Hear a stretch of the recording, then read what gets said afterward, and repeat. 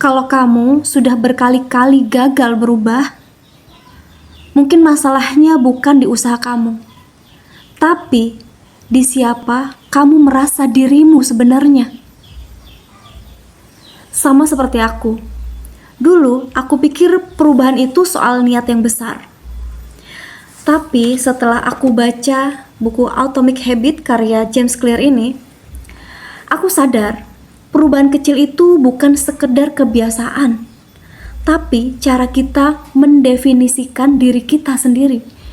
Cara kita menilai, memandang siapa diri kita, sehingga kita pun bisa melihat atau memandang dunia luar itu seperti apa. Jadi bagaimana cara kita memandang diri kita, seperti itulah cara kita melihat dunia dan realitas yang akan terjadi pada kehidupan kita.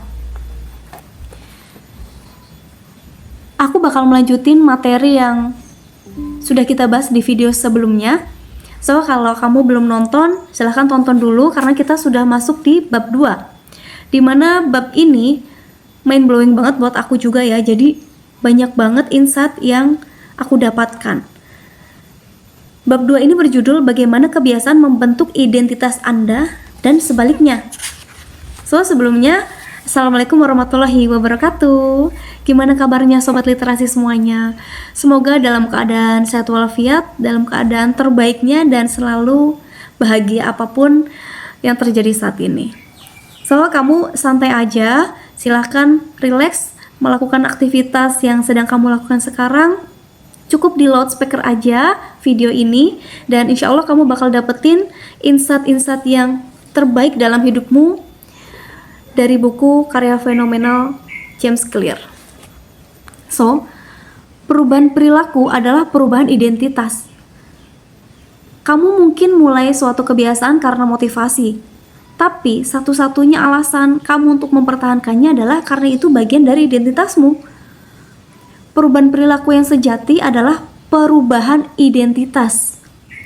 Kamu mungkin menilai suatu kebiasaan karena motivasi, tapi sebenarnya satu-satunya penyebab yang membuat kamu tetap bertahan adalah karena kebiasaan itu merupakan bagian dari identitas kamu.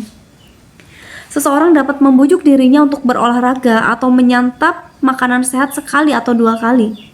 Tapi jika orang itu tidak mengubah keyakinan di balik perilaku tersebut, sulit untuk mempertahankannya dalam jangka panjang. Perbaikan hanya sementara, kecuali menjadi bagian dari siapa diri Anda. Sasaran bukan membaca sebuah buku, tapi sasaran kamu adalah menjadi pembaca. Mungkin kamu juga punya sasaran ingin ikut lomba lari maraton. Namun sasaran kamu bukan berlari dalam satu lomba maraton. Sasaran kamu adalah menjadi pelari. Atau mungkin sasaran kamu bukan belajar menguasai sebuah instrumen. Sasaran kamu adalah menjadi pemusik. Nah, perilaku kamu nih, perilaku Anda biasanya mencerminkan identitas Anda.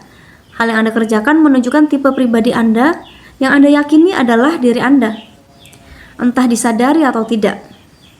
Penelitian menunjukkan bahwa begitu orang meyakini aspek tertentu dalam identitas yang mereka percaya, mereka lebih mungkin bertindak selaras dengan keyakinan itu. Sebagai contoh, orang yang mengidentifikasi diri sebagai pengguna hak pilih lebih mungkin ikut memilih daripada mereka yang semata mengaku akan memilih. Begitu pula orang yang memasukkan olahraga ke identitas mereka tidak harus membujuk diri untuk berlatih. Melakukan sesuatu yang benar itu mudah. Lagi pula ketika perilaku dan identitas Anda benar, maka Anda tidak lagi harus berusaha merubah perilaku. Anda sekedar bertindak seperti tipe orang yang Anda yakini sebagai diri Anda sendiri. Seperti semua aspek dalam pembentukan kebiasaan, ini pun pedang bermata dua. Ketika sedang bekerja untuk Anda, perubahan identitas dapat menjadi kekuatan yang dahsyat untuk perbaikan diri. Kendati demikian, ketika sedang bekerja melawan Anda, perubahan identitas dapat menjadi kutukan. Begitu Anda mengambil suatu identitas, hal itu dapat dengan mudah membuat sikap Anda berdampak pada kemampuan Anda berubah. Banyak orang menjalani hidup seperti setengah tidur. Menurutnya begitu saja terhadap norma-norma yang melekat dengan identitas. Saya payah ketika bicara tentang arah. Saya bukan manusia pagi. Saya payah dalam mengingat nama orang. Saya terlalu terlambat. Saya payah kalau berurusan dengan teknologi. Saya payah dengan matematika dan masih banyak lagi belief system yang diyakini oleh orang-orang. Ketika Anda mengulang cerita kepada diri sendiri selama bertahun-tahun, mudah untuk terjerumus ke dalam ceruk mental dan menerimanya sebagai fakta.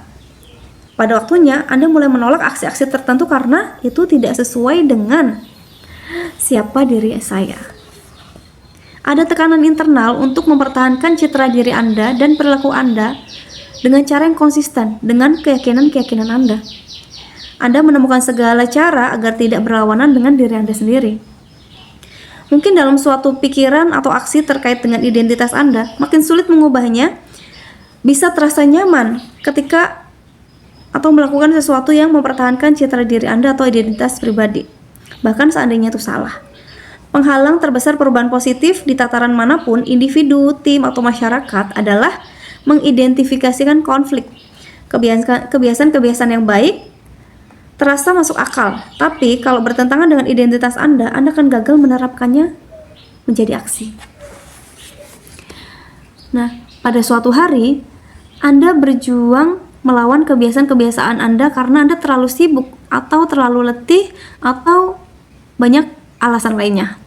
Bagaimanapun, dalam jangka panjang, alasan utama Anda gagal mempertahankan suatu kebiasaan adalah citra diri yang menjadi penghalang. Itu sebabnya Anda tidak dapat terlalu terikat pada satu versi identitas. Kemajuan menuntut pembelajaran ulang. Menjadi versi diri yang paling baik menuntut Anda terus-menerus mengedit keyakinan-keyakinan Anda dan meningkatkan serta memperluas identitas Anda. Di sini, James Clear akhirnya berada di suatu pertanyaan yang penting. Jika keyakinan pada pandangan Anda tentang dunia memainkan peran yang sangat penting dalam perilaku Anda, dari mana sesungguhnya asalnya? Bagaimana tepatnya identitas Anda terbentuk? Dan bagaimana Anda dapat menekankan aspek-aspek baru identitas yang berguna bagi Anda dan pelan-pelan menghapus bagian-bagian yang menghambat Anda? Menarik ya kalau kita menelisik ke pertanyaan-pertanyaan yang tadi disampaikan. So, di sini kita sudah masuk tentang materi proses 2 langkah untuk mengubah identitas. Jadi, identitas Anda berasal dari kebiasaan Anda. Anda tidak terlahirkan dengan keyakinan bawaan. Setiap keyakinan, termasuk tentang diri sendiri, itu dipelajari dan dikondisikan melalui pengalaman. Lebih tepatnya, kebiasaan Anda tergantung pada bagaimana Anda mewujudkan identitas Anda. Ketika merapikan tempat tidur setiap hari, Anda mewujudkan identitas orang yang terorganisir. Ketika menulis setiap hari, Anda mewujudkan identitas orang yang kreatif. Ketika berolahraga setiap hari, Anda mewujudkan identitas orang yang atletis. Makin sering Anda mengulang suatu perilaku, makin sering Anda memperkuat identitas yang terkait dengan perilaku itu. Dalam kenyataan, kata identitas awalnya diturunkan dari kata Latin, yaitu essentitas, yang berarti ada, dan identidem, yang berarti berulang. Jadi, identitas Anda secara harfiah adalah ada yang diulang. Apapun identitas Anda saat ini, Anda hanya mempercayainya karena Anda memiliki bukti tentangnya. Kalau Anda pergi ke tempat ibadah selama 20 tahun, Anda mempunyai bukti bahwa Anda religius. Jika Anda belajar biologi selama 1 jam setiap malam, Anda mempunyai bukti bahwa Anda rajin. Jika Anda pergi ke tempat olahraga meskipun sedang turun hujan, Anda mempunyai bukti bahwa Anda komitmen untuk tetap bugar. Maka, makin banyak bukti bahwa Anda memiliki suatu keyakinan, makin kuat Anda akan meyakininya. Selama sebagian besar masa awal hidup, James Clear mengatakan bahwa dia tidak memandang diri sebagai penulis. Jika Anda dulu bertanya pada salah satu guru SMA-nya, mereka memberitahu bahwa ya James Clear hanya penulis biasa, tanpa kelebihan khusus. Ketika memulai karir menulis, dia menerbitkan artikel baru setiap Senin dan Kamis selama beberapa tahun pertama. Ketika bukti bertambah, begitu pula identitas James Clear sebagai penulis. Dia tidak memulai berkarya sebagai penulis. Dia menjadi penulis karena kebiasaannya. Nah, tentu saja kebiasaan Anda bukan satu-satunya aksi yang mempengaruhi identitas Anda. Tapi karena sering, kebiasaan itu biasanya menjadi yang paling penting. Tiap pengalaman dalam hidup mengubah citra diri Anda. Tapi mustahil Anda memandang diri sebagai pesepak bola karena Anda pernah satu kali menendang bola, atau memandang diri sebagai seniman karena membuat coretan-coretan yang mirip gambar. Namun, ketika Anda mengulang aksi-aksi ini, bukti menjadi terakumulasi dan citra diri Anda mulai berubah. Pengaruh pengalaman yang hanya satu kali cenderung memudar sejalannya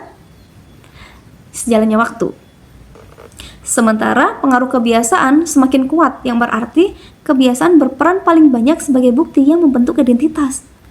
Dengan cara ini, proses membangun kebiasaan sesungguhnya sama dengan proses menjadi diri sendiri. Ini evolusi yang bertahap.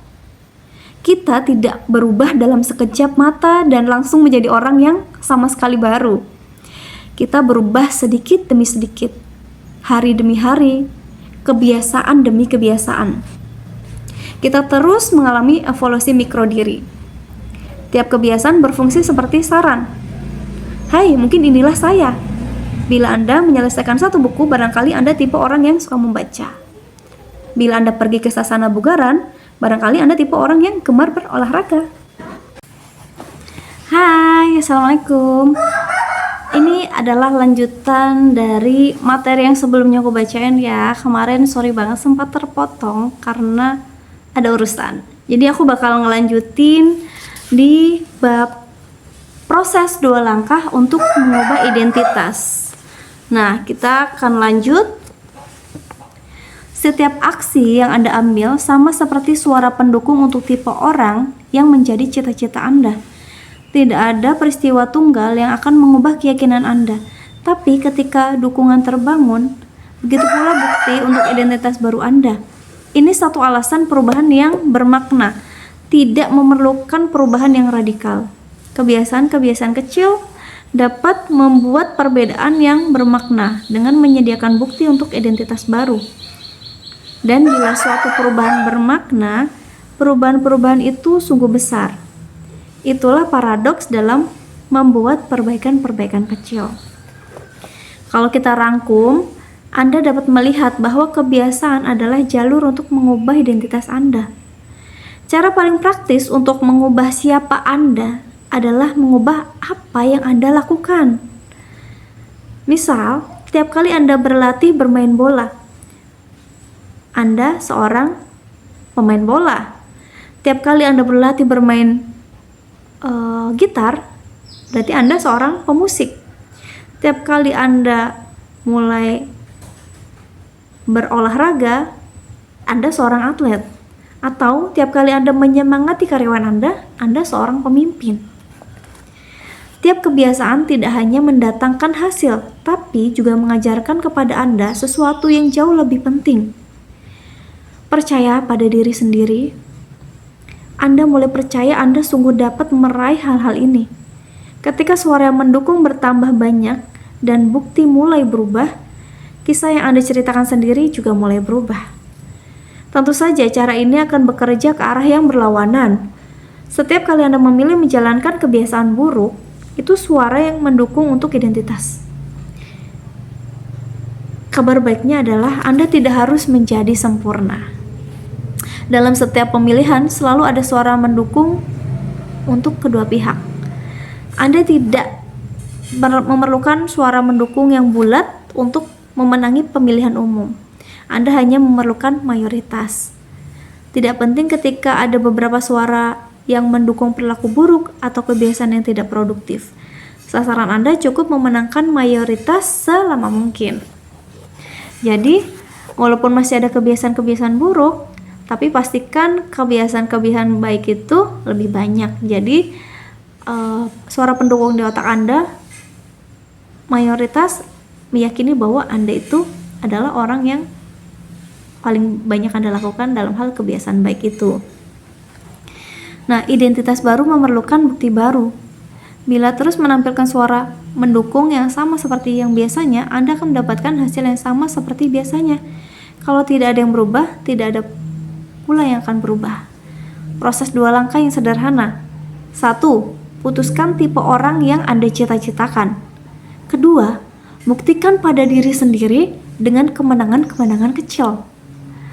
Pertama, putuskan tipe orang yang seperti apa nih yang Anda cita-citakan. Ini ada di tingkat manapun ya, sebagai individu, sebagai tim, komunitas, sebagai bangsa, dan lain-lain. Apa yang ingin Anda bela? Apa prinsip-prinsip dan nilai-nilai Anda? Dan ingin menjadi orang seperti apakah Anda? Ini pertanyaan-pertanyaan besar, dan banyak orang yang tidak yakin harus mulai dari mana. Tapi mereka sungguh tahu hasil macam apa yang mereka inginkan. Mendapatkan perut dan dada yang six-pack atau kurang mudah cemas atau melipat gandakan pendapatan? Itu bagus. Mulai saja di situ dan runut ke belakang dari hasil-hasil yang Anda inginkan ke tipe orang yang Anda inginkan untuk mendapatkan hasil-hasil tersebut. Tanyakan pada diri sendiri, siapa tipe orang yang dapat memberikan hasil yang saya inginkan? Siapa tipe yang mampu menurunkan bobot 20 kg? Siapa tipe orang yang berhasil menguasai bahasa baru? Atau siapa tipe orang yang berhasil menjalankan usaha rintisan yang sukses? Sebagai contoh, siapa tipe orang yang berhasil menulis buku? Mungkin dia sosok yang konsisten dan dapat diandalkan.